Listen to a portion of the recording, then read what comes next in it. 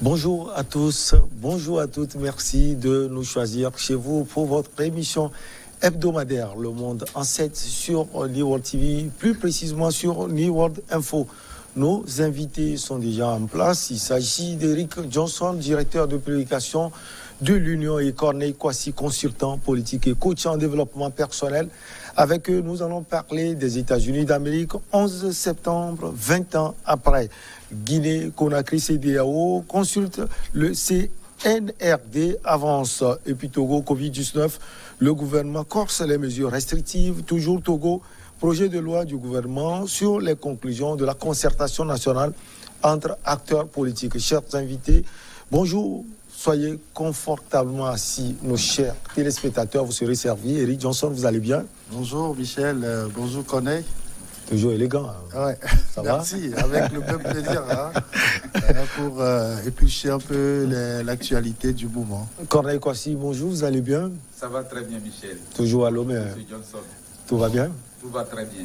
Allez, on commence donc par les États-Unis d'Amérique. L'Amérique commémore samedi les 20 ans du 11 septembre au cours de la cérémonie d'hommage aux quelques 3000 morts des attentats d'Al-Qaïda dans une ambiance alourdie par le retrait américain chaotique d'Afghanistan. En 2 décennies, le temps d'une génération, les attentats djihadistes les plus meurtriers de l'histoire sont désormais ancrés dans l'histoire politique et la cérémonie collective des États-Unis d'Amérique. Mais la douleur des familles de victimes et des survivants demeure extrêmement vive. Alors, Eric Johnson, on va faire un exercice. On enlève 20 ans dans votre âge actuel, le 11 septembre 2001. Quel regard vous jetez sur cette date qui a véritablement marqué la vie des États-Unis d'Amérique, non seulement, mais également du monde entier? Très bien. Je pense que quand on parle du 11 septembre 2011, c'était quand même une date très mémorable, mais négativement. Parce que, vous savez, ça a démontré la cruauté humaine, ça a démontré les dissensions entre les races, entre les ethnies, entre les peuples. Vous savez, les États-Unis sont une nation qui n'ont jamais connu de guerre sur leur territoire. Oui. Et cette hyperpuissance mondiale a subi quand même un très grand coup du moment où les attentats qui ont été commis sur le sol américain. Qui l'eût cru? Était la question que nous tous nous étions posés ce 11 septembre. Maintenant, pourquoi les États-Unis et pas autre puissance mondiale?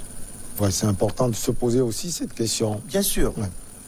La question a été posée et tout de suite, quand on jette un regard sur tout ce qui se passait en ce moment dans le monde entier, vous vous rendez compte qu'il y a eu beaucoup de frustration au niveau de certains peuples qui ont voulu réagir pour montrer quand même qu'ils ne sont pas d'accord avec la manière dont les choses se gèrent dans le monde entier.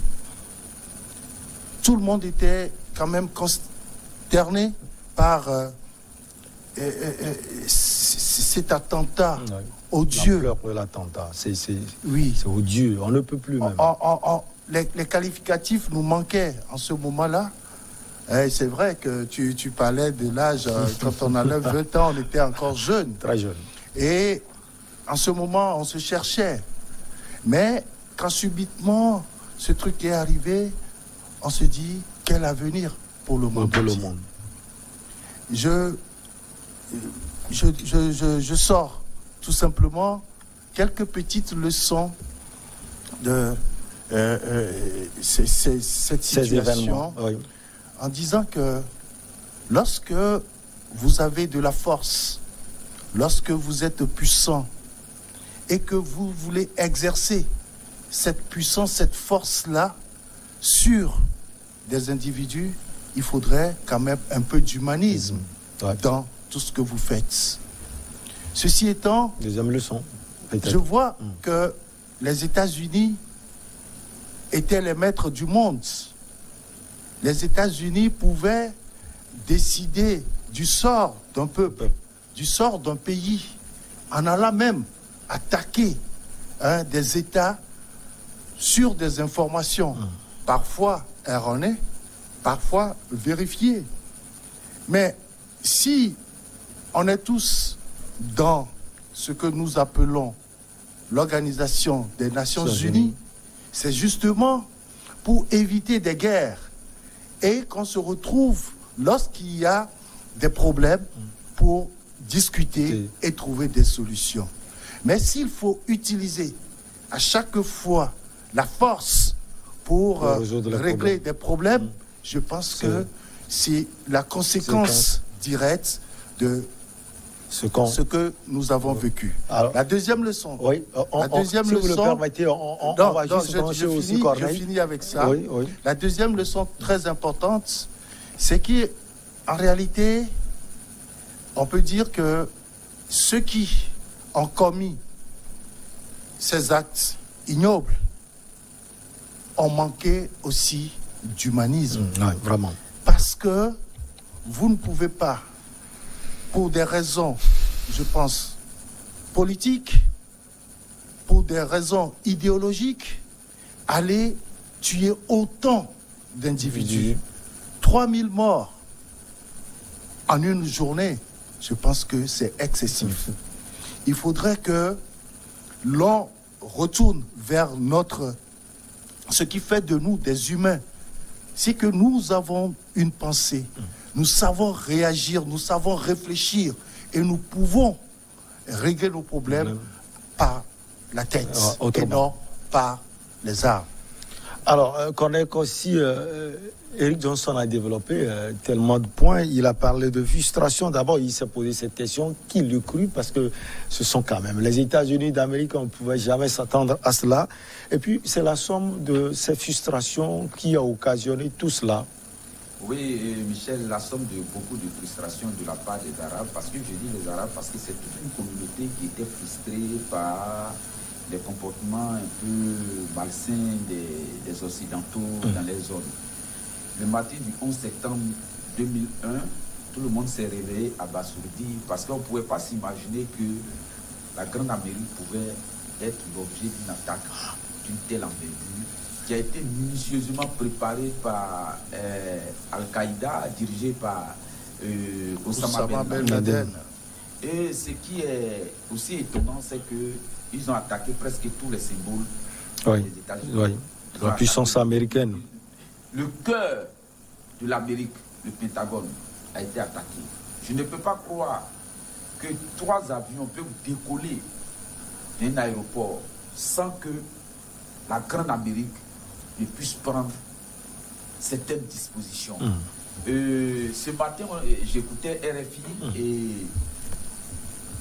le commentateur disait que le garde du corps du président Bush, ils étaient dans une école pour une cérémonie. Et il apprend la nouvelle, il avait des soucis même pour aller voir le président pour lui dire qu'on a attaqué. Il dit d'abord au président que c'est un avion qui a raté sa cible et qui est rentré dans les tours.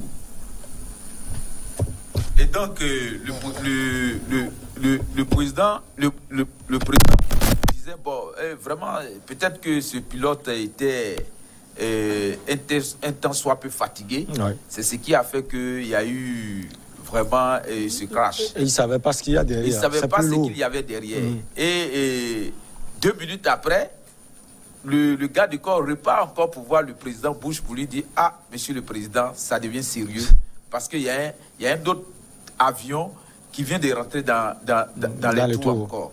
En ce moment-là, le président Bush prend la chose au sérieux et qu'il se demande qu'est-ce qu'il doit faire. Quelle est la réplique qu'il doit avoir pour que le monde entier sache qu'ils ont attaqué un grand et que le grand doit réagir d'une manière vraiment sérieuse. On se souvient de sa réaction. De sa réaction. Il fallait préparer des pilotes pour aller contre les autres avions, mais aller comment? ils ont dit au pilote de rentrer dans n'importe quel avion. C'est-à-dire que le pilote lui-même, sa vie était en danger. Mais tout ça là, c'est arrivé le 11 septembre. C'est ce que M. Johnson vient de dire. Il y a eu tellement de frustration. Avant qu'il y ait le 11 septembre, il y avait déjà des attaques sur le colonel Mohamed Kadhafi. Il y a eu les attaques contre le président Saddam Hussein. Et même les Iraniens n'étaient pas pour ce que les Américains faisaient dans la zone. Donc, ils étaient exacerbés, ils étaient fatigués du comportement des Occidentaux. Donc, il fallait réagir. Mais réagir comment? Il fallait trouver des moyens appropriés à eux. Ce sont ces types de moyens que nous, les Africains, on n'a pas. Mais eux, ils ont trouvé un moyen approprié à eux pour sonner les États-Unis, se faire entendre et se faire voir, pour dire à la communauté internationale qu'ils n'étaient pas contents et que cette manière de fonctionner du monde doit changer. On doit changer les paradigmes. Avant de venir à la célébration, à cette cérémonie, j'allais dire, Eric Johnson, quelles ont été les conséquences de l'attaque là? D'accord. D'abord, je pense que les premières conséquences sont d'ordre médical, s'il faut le dire, parce que les Américains ont été traumatisés. Traumatisés au point où, jusqu'à ce jour, 20 ans après, les séquelles, on rencontre encore des gens qui subissent encore ce traumatisme-là. La deuxième conséquence, c'est la radicalisation des positions vis-à-vis de certaines régions du monde.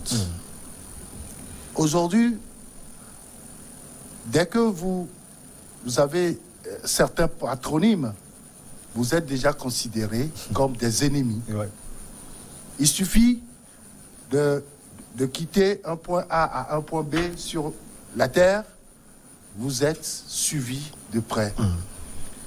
Et si vous constatez un peu la naissance de plusieurs groupes terroristes, djihadistes, comme on les appelle, c'est en quelque sorte les conséquences de cette radicalisation de la position surtout des Occidentaux vis-à-vis de certaines communautés du monde.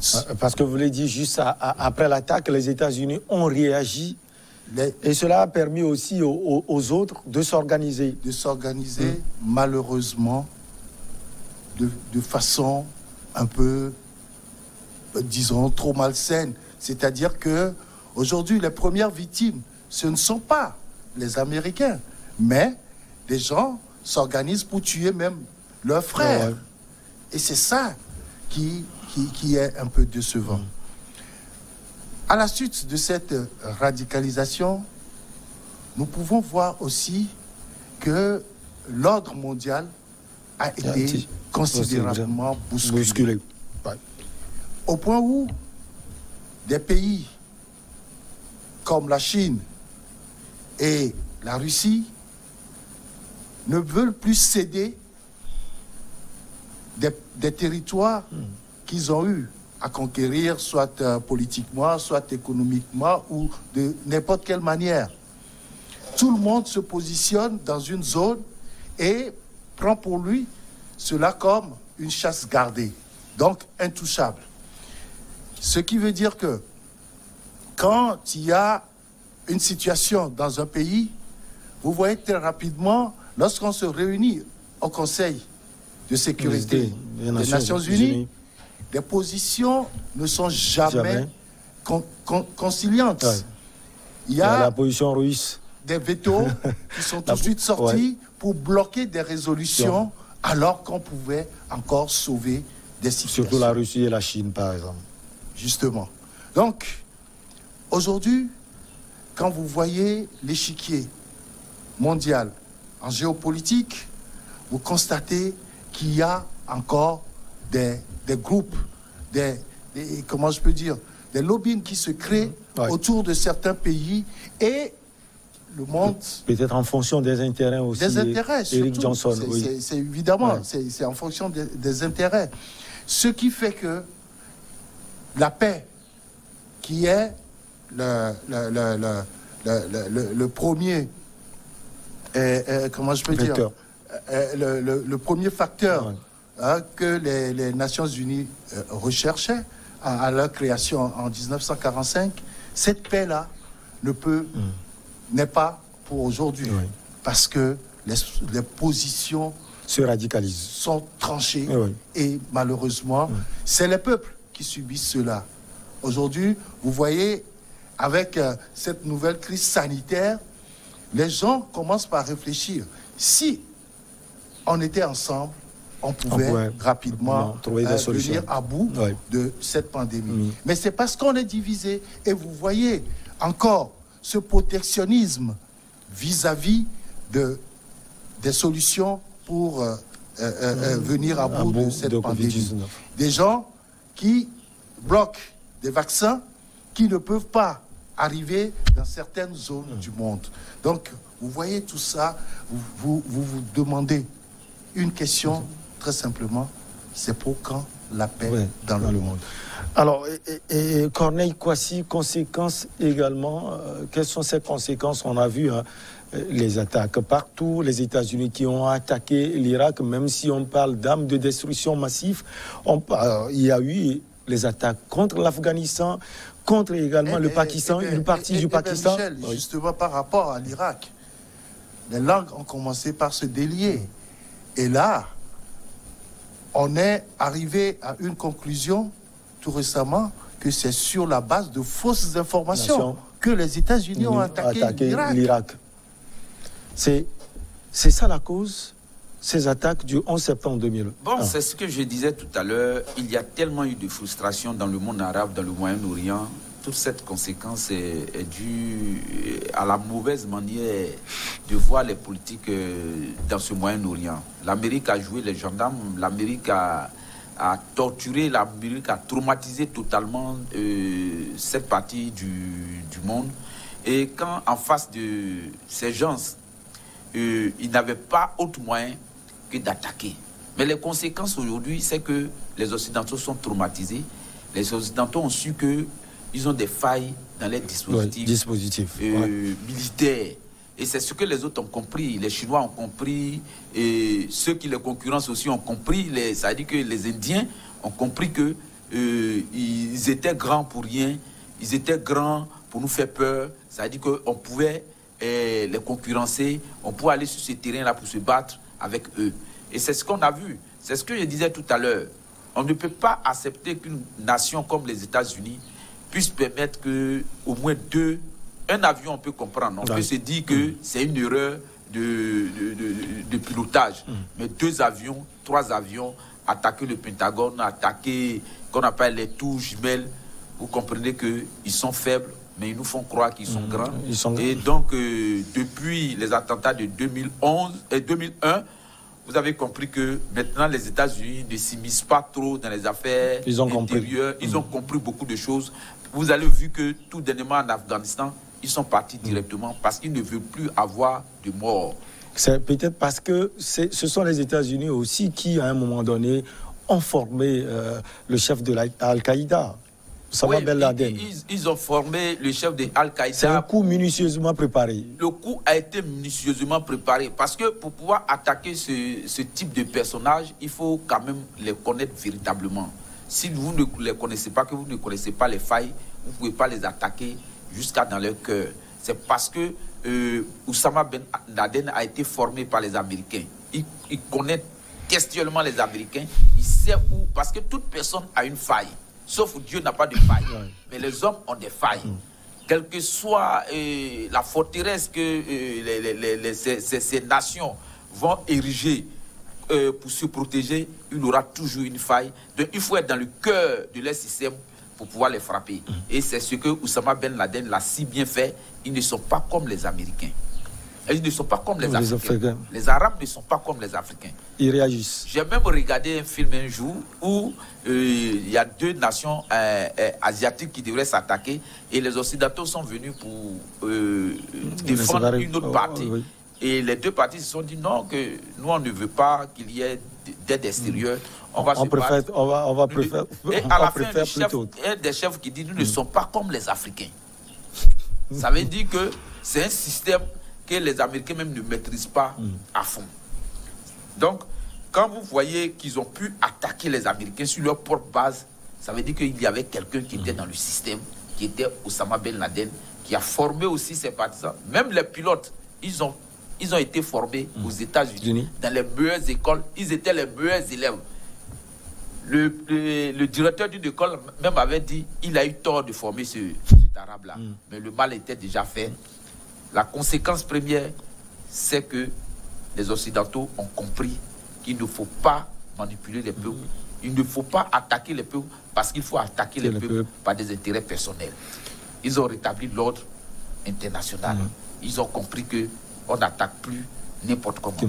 Alors, Eric Johnson, oui. De toutes les façons. En tout cas, on va parler également de la commémoration elle-même. Oui, comment elle a été. Ceux qui ont été tués, ce ne sont pas uniquement des Américains. Ah oui, c'est vrai. Il y a plusieurs pourquoi ça a touché le monde entier. Malheureusement. Ouais. C'est pour ça que je dis, quand la solution pour régler un problème ou pour se faire voir, pour se faire entendre, c'est de l'animosité. Non, Monsieur Johnson, je ne suis pas d'accord avec vous parce que le cadre le mieux indiqué pour pouvoir discuter, c'était les Nations Unies.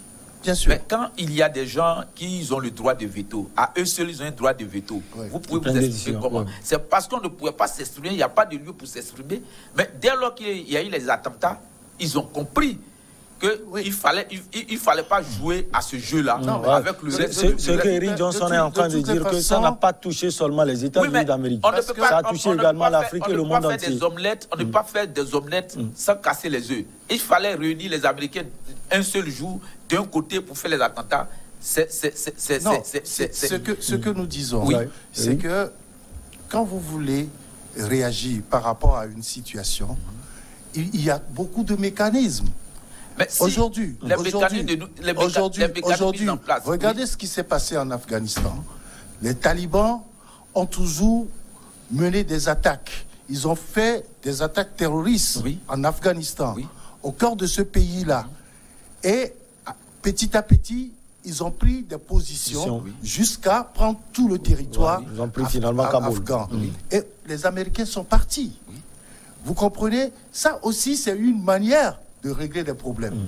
Mais quand vous vous en prenez à plusieurs personnes, à plusieurs nationalités, vous savez... Parce que les tours jumelles, il y avait tellement de... Là, jusqu'à aujourd'hui, vous pensez que les autres qui ont perdu, les autres pays qui ont aussi perdu des ressources... Ne sont pas forcément contents avec eux. Oui, mais le problème, c'est que c'est parce que les tours jumelles et le Pentagone ont été touchés qu'aujourd'hui on est en train de commémorer qu'on appelle ce passage de Al-Qaïda en Amérique. Mais avant ça, il y a eu les attentats de Lockerbie. Il y a eu les attentats de Ténéré. Il y a eu plein de morts. Mais les gens n'en parlent pas parce que quand on fait le décompte, il y a eu plus d'Africains qui sont décédés dans ces attentats. Mais là où il y a eu plus d'Américains, ils commémorent. Mais pourquoi on ne peut pas commémorer pour les autres? Et puis c'est aux Africains d'organiser cela. Voilà. Pourquoi les Africains n'organisent pas la commémoration? Vous êtes touchés, mais c'est vous qui réagissez. C'est pas quelqu'un d'autre qui va réagir à votre place. Oui, ils peuvent commémorer comme ils veulent. Ce que nous sommes en train de dire, Eric Johnson, nous partons sur la base de ce que nous tous nous recherchons aujourd'hui, c'est la paix. Vous ne pouvez pas, aujourd'hui, c'est vrai qu'on dit qui veut la paix prépare la guerre, mais la guerre de quelle manière? S'il faut continuer par faire ça, vous savez, aujourd'hui, la plus grande tour au monde se trouve en Chine. Voulez-vous qu'on aille attaquer cette tour-là pour se faire entendre parce que les Chinois sont en train d'exploiter des terres quelque part, parce que les Chinois sont en train de frustrer des peuples quelque part? Non. Je pense que la bonne manière de faire tout ça, c'est de s'asseoir et de discuter. Oui, mais le cadre justement, ne permet pas à ces peuples de pouvoir discuter. Mais ils ne permettent pas que ces peuples discutent avec eux. Sur quelle manière ils peuvent avoir un droit de veto, et puis les autres ne peuvent pas avoir le droit de veto. il faut se faire entendre d'une manière ou d'une autre. Et cette manière de, c'est ce qu'ils ont fait. Cette manière de se faire entendre là a changé le paradigme. C'est comme ça, moi, je vois les choses. Hein. Oui. Bon, Eric Johnson, à votre niveau, comment les commémorations ont été faites, ou bien la commémoration? C'est toujours les mêmes protocoles. On va sous les tours, on va faire des cérémonies. On allume les cierges. Oui, tout ça. Mais personnellement, je pense qu'il faut véritablement une remise en cause de ces puissances mondiales-là. Aujourd'hui, c'est qu'il faut plutôt organiser de grands débats où il y aura des déballages, où les gens vont véritablement dire ce qu'ils pensent de la gestion de ce monde-là. On va commémorer, on va pleurer des morts, on va faire des choses. Mais le vrai souci est toujours là. Le vrai problème est toujours là. Est-ce que aujourd'hui, après ces attentats-là, est-ce qu'il y a un nouvel ordre international? Est-ce que les gens arrivent à se prononcer sur des sujets qui les concernent? Est-ce qu'on a trouvé des solutions à toutes ces frustrations-là qui ont été créées? Je crois que le vrai, aujourd'hui, 20 ans après, c'est ce qu'il faut faire. Apparemment, rien n'a changé. Parce que, véritablement, rien n'a changé. À mon niveau, justement, comme tu le dis, rien n'a changé. Il y a eu, après le 11 septembre 2001, il y a eu plus de morts qu'avant cela. Que ce soit du côté des Occidentaux, que ce soit du côté de ces nations-là qui sont frustrées. Je parle bien des Arabes. Mais qu'est-ce qu'il faut faire? Il faut s'asseoir, il faut ouvrir le débat, il faut se parler, il faut trouver des solutions. Le tout ne suffit pas d'aller faire des cérémonies. Ça, c'est tout à fait logique qu'on le fasse. Mais que les langues se délient, qu'on parle, qu'il y ait un grand déballage et que tout le monde apporte quand même sa solution pour la paix mondiale. En une minute, qu'est-ce qu'il faut faire? Moi, je crois bien qu'il faut chercher un cadre où tout le monde va s'asseoir. C'est le meilleur cadre, c'est les Nations Unies. Faire asseoir ces peuples-là, leur demander pourquoi est-ce qu'il y a eu ces malversations, pourquoi il y a eu ces violences. Discuter avec ces Arabes-là, discuter même avec le reste du monde. Ce n'est pas seulement avec les Arabes, c'est parce que le reste du monde, ils n'ont pas les moyens de pouvoir se faire entendre qu'ils ne le font pas. Mais si on doit commémorer parce qu'on est sur les flashs des médias et que la commémoration doit être politique, je crois bien que la leçon n'a pas été apprise. Qu'il faut changer pour que le monde puisse aller de paix et avec une fraternité vraie, le monde ira de mieux en mieux. Allez, on va en Guinée-Conakry. Une délégation de la Communauté économique des États de l'Afrique de l'Ouest, CEDEAO, a rencontré vendredi le président déchu de la Guinée-Conakry, Alpha Condé, et les membres de la junte qui l'a renversé dans l'espoir de ramener le pays vers un régime constitutionnel dirigé par les civils. Oui, la CEDEAO, Corneille Kwasi, avait demandé la libération immédiate de l'ancien président Alpha Condé et d'autres choses. Pour vous, cette mission va réussir en Guinée-Conakry? Bon, c'est une balade inutile d'aller à Conakry et de dire à la jeune de libérer le président Condé. En Afrique, nous n'avons plus de modèles, nous n'avons plus de repères. J'ai dit ici la semaine dernière que, venant du président Alpha Condé, cela m'écoeure parce que c'est un grand juriste, que toute l'Afrique de l'Ouest avait espoir en lui, parce qu'il a lutté contre le président Sékou Touré et le successeur du président Sékou Touré, c'était le président Lassana Conté, jusqu'à ce que lui-même il vienne au pouvoir. Mais il est arrivé au pouvoir, il a fait plus mal que ses prédécesseurs. Donc, dans cette situation, la CEDEAO, quand le président Condé voulait faire le troisième mandat, ils l'ont appuyé, ils l'ont chapeauté, ils l'ont conforté dans sa position. Donc ce n'est plus maintenant, ce n'est pas à ce jour qu'il faut aller demander à la junte de libérer le président Condé et de le faire partir hors de la Guinée. Il aime tant la Guinée, c'est pourquoi il voulait diriger la Guinée. Pourquoi il ne reste pas pour diriger la Guinée? Pourquoi il ne reste pas pour voir ce que les autres ont fait? Au moment où il était là, il a même empêché ses opposants de sortir de la Guinée. Mais pourquoi aujourd'hui il veut sortir de la Guinée? Vous voyez une CEDEAO qui est moribonde, une CEDEAO qui fait les choses parce qu'il faut faire les choses. Quand vous êtes un pompier, mieux vaut prévenir. Ouais. La CEDEAO ne prévient jamais. Ils attendent pour prendre des décisions incongrues. Ils attendent pour énerver le peuple africain. Je crois bien que cet organisme-là, il est temps de dissoudre ou bien il est temps de s'asseoir pour discuter de certaines bases, de comment la CEDEAO doit fonctionner. Je crois bien que cette mission, elle n'a pas son sens. La CEDEAO a suspendu la Guinée de ses instances, c'était mercredi passé, et puis la mission, vendredi, Eric Johnson. Est-ce que vous pensez que la CEDEAO sera entendue par la junte militaire au pouvoir? Vous savez, j'ai l'habitude de dire que lorsque vous êtes en politique, il faut être vraiment futé. Vous ne pouvez pas faire de la politique en ayant à l'esprit que votre adversaire politique va vous faire le lit, va vous permettre de venir prendre le pouvoir aussi facilement. Je dis, tout le problème est purement politique. Les Guinéens, ils savaient très bien que Alpha Condé allait vers la modification de la Constitution. Qu'est-ce qu'il fallait faire? Il fallait se battre pour ne pas lui permettre cela. Et ils se sont battus. Ils se sont battus. Ils se sont battus. Oui. Il y avait la répression, Eric Johnson, 300. Vous voyez la situation d'aujourd'hui.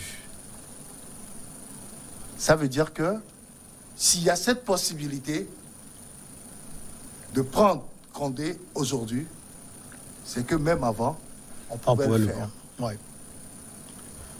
On ne devrait pas laisser jusqu'à ce qu'il y ait eu des morts, jusqu'à ce qu'il y ait modification de la Constitution. Et surtout, ce sont ceux qui ont reprimé, ceux qui ont reprimé, qui sont venus prendre Alpha Condé. Ce sont les militaires qui avaient reprimé.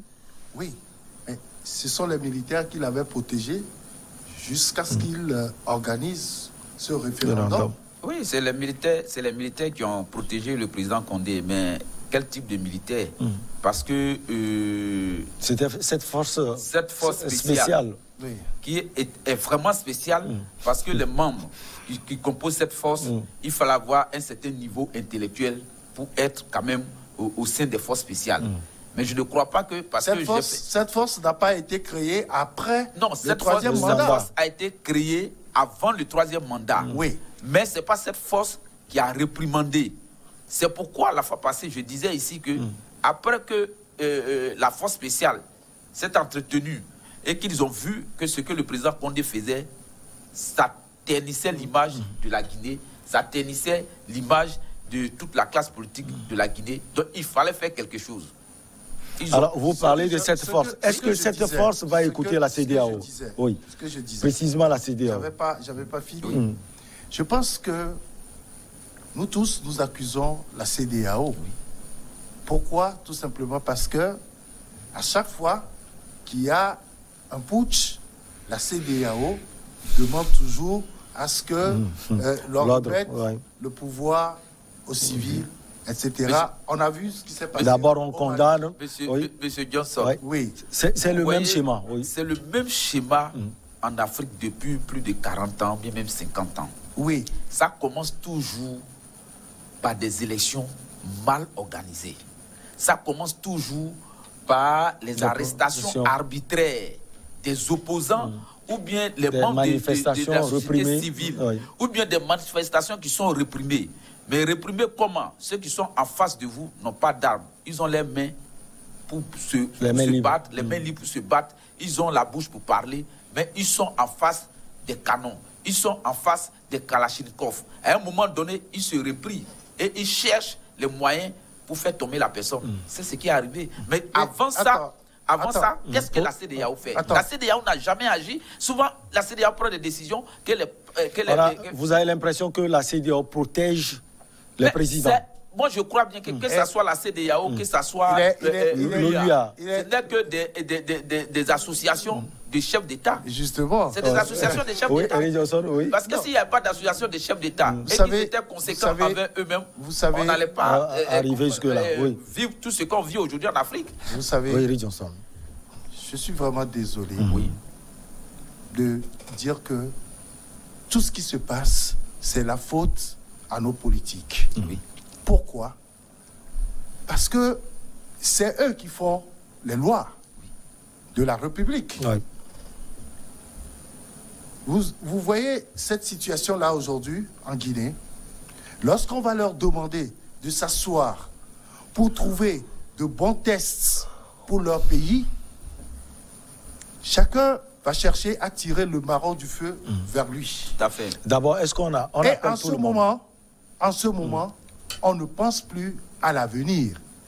On ne pense plus à ce qui pourrait arriver demain si vous arrivez à avoir le pouvoir et que les autres seront en train de chercher le même pouvoir. Ça veut dire que les tests que nous avons dans nos pays constituent les vrais problèmes.